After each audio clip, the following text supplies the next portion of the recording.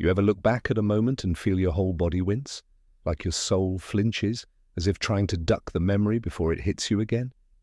Yeah, I've got one of those. And it starts with a laugh, my laugh. It was broad daylight on a Tuesday. Nothing remarkable about the day. I was leaving a sandwich shop, phone in one hand, half-eaten sub in the other. I was scrolling, always scrolling. Just another lunch break filled with other people's lives, news clips, cat videos, influencers giving life advice from penthouses. Then I saw him, the guy on the corner. You've seen him before, or someone like him. Same uniform, torn hoodie, stained jeans, weathered face that looked like it had been through 100 winters, even if it was just fall. He held up a piece of cardboard. Nothing dramatic, just a line written in black Sharpie. Even a smile helps. That's it. I don't know what it was about those words that set me off. Maybe I was trying to impress my friends in the group chat. Maybe I just thought I was funnier than I was. But I chuckled, a full, loud, mocking laugh, and I said, "A smile? That's your pitch? You want smiles now?" And then I did it. I pulled out my phone and started recording him. Zoomed in on the sign, then on his face. Added some stupid caption like, "Homeless guy just wants your smile." Posted it. He didn't move. Didn't say a word. Just stood there holding that sign, letting people pass him like he was invisible. But what stuck with me, what still sticks with me, was his eyes. They weren't angry. They weren't ashamed. They weren't even pleading. They were just tired. Like he'd seen 100 of me before and he'd see 100 more. Like my laugh was just another drop in the bucket of someone else's worst day. I walked off, felt nothing, not guilt, not pride, just the usual numbed-out shuffle back to the office, phone still buzzing in my pocket. I remember checking the video later that night. It got some laughs, a few comments. One person said, "That's cold, bro, LOL." Another wrote, "Dude's sign low-key deep, though." I ignored them, kept scrolling. But that image, the one my camera caught, started playing on a loop in my head. Not the video itself, not the laugh, just his face. Still, silent, and those tired human eyes. If I'd known then that this was the last time I'd pass him on that corner, I might have stopped. I might have looked him in the eye like a man, instead of behind a lens like a coward. But I didn't. I just laughed and walked away. That moment, that single frame of time, would stretch itself like a shadow over everything that came next. And believe me, karma doesn't come like thunder. It comes like an echo. Quiet at first, then louder every time it bounces back to you. Life has a way of teaching you lessons you never asked for, lessons that show up in smoke and silence. It was 2 weeks after I laughed at that man, 2 weeks since I posted his sign like a joke, 2 weeks of forgetting he even existed, until the night the world reminded me. I was home, my one-bedroom apartment, 6th floor, nothing special but mine. I had just microwaved leftovers, set them down on the coffee table, and was about to dive into another mindless scroll session when I smelled it. Burning. Not strong at first. Just a faint, sharp tinge of something off. I checked the kitchen, stove off, microwave done, nothing obvious. I shrugged it off. Maybe someone downstairs had burned toast. I was wrong. Within minutes, smoke was curling in from the vents. My fire alarm shrieked to life. I flung open my door and saw thick, black smoke rising in the hallway like a living thing. People were yelling. Someone banged on my neighbor's door. I remember grabbing my phone, my keys. That's it. I didn't even think to grab a jacket. By the time I got outside, flames were already visible from 2 windows above mine. Sirens wailed. Firefighters ran past me shouting in code. I stood on the sidewalk barefoot, holding nothing but my phone and my panic, watching the place I called home bleed fire into the night sky. It took hours to put it out. By morning, half the building was unlivable. My unit was one of them. The damage was bad. Smoke, water, everything ruined. I tried to stay calm, told myself I had insurance, told myself I'd figure it out. I didn't have insurance. Turns out my policy had lapsed. missed a renewal email, my own fault. My job, already hanging by a thread due to cutbacks, let me go the same week. Said they had to make tough choices. I wasn't one of the keepers. Just like that, I had no home, no income, no couch to crash on, no family close enough to call. I stayed a night at a motel, then two. Then my card declined. On the third night, I climbed into the back seat of my car with a grocery bag of clothes, a blanket from the donation bin, and the sharp realization that I had officially fallen through the cracks. Suddenly, cardboard didn't look so funny anymore. I thought about his sign. Even a smile helps. And I remembered how I'd laughed at it, loud and heartless, like nothing bad could ever touch me. Turns out, fire doesn't care who you were 2 weeks ago. And karma doesn't knock, it kicks the door in when you least expect it. It wasn't just my apartment that burned that night. It was the version of me who thought he was invincible. And somewhere in the ashes of that fire, I could feel his tired eyes still watching me. Not angry, not broken, just waiting. Waiting for me to learn. The first night in the car, I thought it was temporary. A pause. A strange little detour before life resumed. I parked in a supermarket lot under a flickering streetlight, tucked a crumpled jacket under my head, and told myself this was just camping with Wi-Fi. I even tried to laugh, but no one was around to hear it. I didn't sleep much. The seatbelt buckle dug into my hip, and I kept jolting awake, half expecting someone to tap on the window. Cops, thieves, worse. But it never came, just silence and cold. That night I thought of him again, the man with the cardboard sign. I remembered the way I'd filmed him, the smirk I wore, the mocking tone in my voice. But mostly I remembered his eyes, not just how tired they looked, but how unsurprised they were, like he already knew the world would keep kicking. The second night, I parked behind a closed gas station. A raccoon skittered past my tire. Somewhere in the distance, a siren wailed. I lay there in the dark, listening to the world rush past, so loud, so alive, and yet I was part of none of it. That's what they don't tell you about being on the margins. It isn't the hunger that breaks you, it's the invisibility. People walk faster when you're near. They pretend to check their phones. Windows roll up. Eyes slide past you like you're part of the pavement. I was still the same person, same name, same memories. But stripped of clean clothes and a paycheck, I had become no one.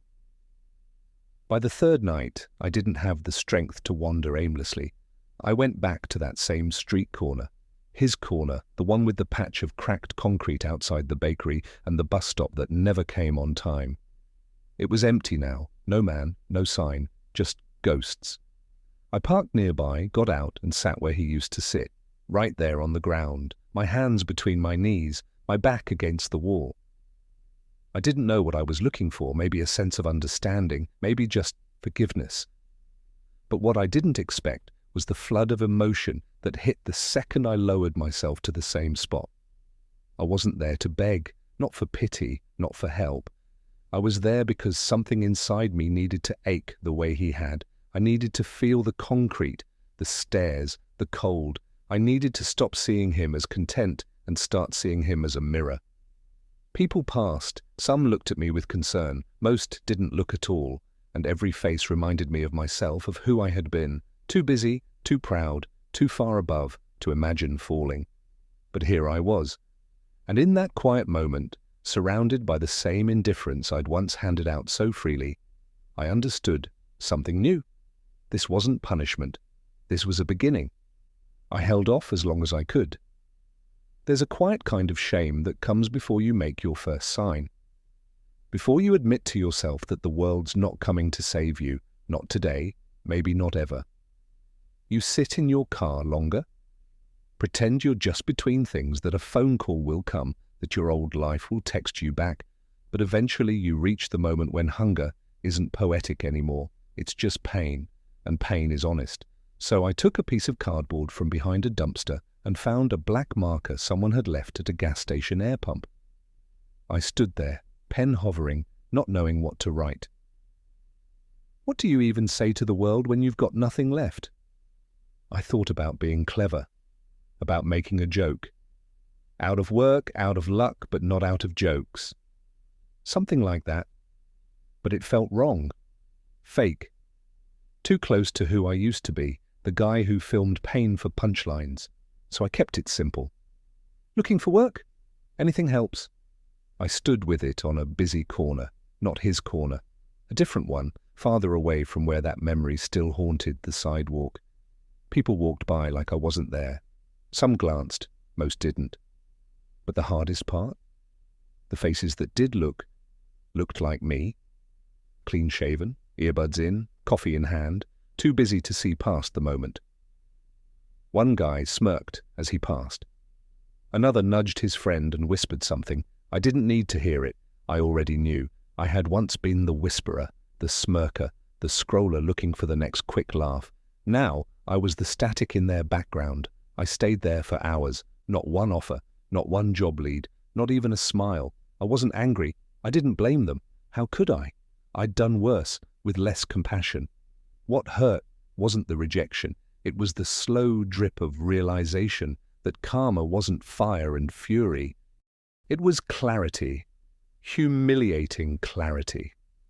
The kind that humbles you 1 second at a time, not out of cruelty, but out of truth. I wasn't paying for what I did. I was finally seeing it. And that made all the difference. That night, I folded the cardboard in half, tucked it under my arm and sat on the curb beneath a flickering street lamp. My legs ached, my hands trembled. But my eyes, they no longer looked past people. They searched for them, because now I understood. Even a smile helps. It was colder than usual that morning. Not winter cold, but the kind of chill that seeps through layers of clothing and settles into your bones like it's got a right to be there. I was sitting on the curb, same corner, same folded cardboard by my feet. I hadn't eaten since the day before, a half sandwich someone left on a bench. The city roared around me, full of urgency I no longer belonged to. Feet passed, cars passed, lives passed. Then I felt a tap on my shoulder. I flinched. When you live on the street, taps mean trouble. Police, drunk strangers, someone telling you to move along. I turned slowly, bracing for another blow to my pride. But instead I saw him.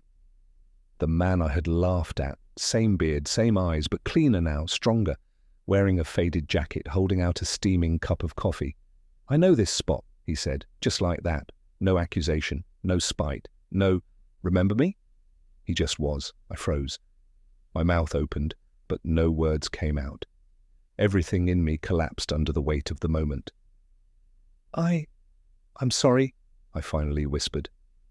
Back then, I was a different person. He sat down beside me like we were old friends, like the sidewalk had always been our table.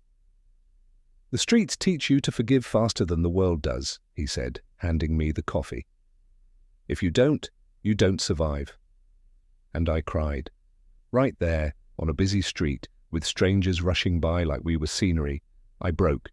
Not the quiet, single-tear kind of cry, the deep, ugly kind, the kind that's been building for months behind gritted teeth and forced jokes, the kind that strips you down to nothing and dares you to feel everything. He didn't move, he didn't rush me, he just sat there, sipping his own coffee, watching the world like someone who'd seen it at its worst, and chose to stay soft anyway. We talked after that. Nothing deep. Just human things, the weather, the coffee. Which shelters didn't turn you away, where to get clean socks on Thursdays. It didn't matter what we said. What mattered was he saw me. Not as payback, not as a joke, as a person. And in that one gesture, in that warm cup of bitter coffee, I felt something crack open inside me that hadn't seen light in a long time. Hope. Not the kind you say out loud, the quiet kind that hums beneath your ribs. The kind that starts with being seen, and maybe, one day, being whole again. He didn't owe me anything. Let's start there. No one would have blamed him if he had walked away after handing me that coffee. He'd done his good deed. He'd been the bigger man. He could have disappeared back into the city with his quiet grace and left me to my lessons. But he came back the next morning. Same corner, same time. This time with 2 coffees and a question. "You looking to work?" he asked. I almost laughed. Not because it was funny, but because I didn't know if I even could work anymore. My body felt like it had aged 10 years. I hadn't held a steady job in months. I was dirty. I smelled. I was a ghost in a world built for the living. Still, I nodded. "Follow me," he said. We walked 4 blocks in silence. He moved with a quiet confidence, like he'd learned to live without needing to be noticed. I followed, keeping a few steps behind, like I wasn't sure if this was real or some elaborate test. He led me to the back of a small cafe I'd passed 100 times without noticing. We didn't go through the front. We stopped at the alley near the dumpsters. "This is where I started," he said. "You'll wash dishes. It's hard work. It smells. You'll be tired. But it's yours if you want it." I looked down at my hands, cracked, dirty, trembling. "Yes," I said. "Please." No paperwork, no background checks, no lectures, just trust. He opened the back door, handed me an apron, and introduced me to a guy named Reuben, who pointed at a sink full of dishes and said, "Jump in, man." That first day wrecked me. The water was scalding. The plates never stopped coming. My fingers turned raw, my shoulders ached, my back screamed, every bone in my body protested. But when they handed me a meal at the end of the shift, hot, simple, real, I cried into my tray. Not because of the food, but because for the first time in so long, I had earned something. I wasn't a shadow anymore. I was part of something. I came back the next day, and the next. I scrubbed until my hands blistered, my arms shook, and the voices in my head that used to whisper, "You're nothing," got quieter with each plate I cleaned. He never hovered, never micromanaged. Just nodded when we crossed paths, quiet strength, like he knew I needed to rebuild myself on my own. But I caught him watching sometimes, not with judgment, not with pity, with hope. And that broke me more than anything else, because somehow, after all I'd done, after all the ways I had failed, he still believed I could come back, and for the first time, I started to believe it too. I used to think rock bottom was a place you hit, a moment, a fall, but it's not, it's a season. A slow erosion, a hollowing out that teaches you what you were really made of and what was never real to begin with. It's been over a year since I washed my first plate behind that cafe.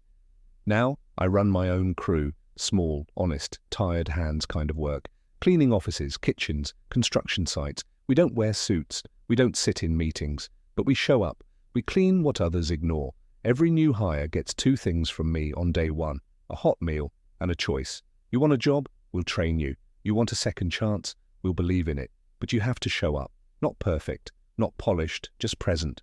I've hired people with no IDs, people who've slept in their cars, people who, like me, once thought the world had moved on without them. You'd be amazed what trust can do when it's given instead of earned.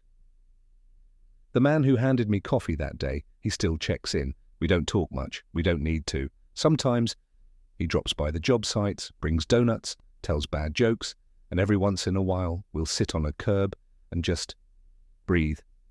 He never took credit, never asked for a thank you. He just planted a seed and walked away. And me? I water it every single day. There's something else I carry now, not on the street, not in my hands, but in the back of my closet, folded, faded, still smudged from the rain. A piece of cardboard. Even a smile helps. I found it weeks after I started working, behind the cafe, tucked behind a trash bin. His original sign, the one I mocked. I didn't throw it away, I couldn't, because it's not just a sign, it's a reminder of who I was, who I became, and who I refuse to be again. Sometimes, when I'm alone, I take it out. Run my fingers across the letters. Let the memory wash over me, not in shame, but in gratitude. Because I used to laugh at signs like that. Now I live by them.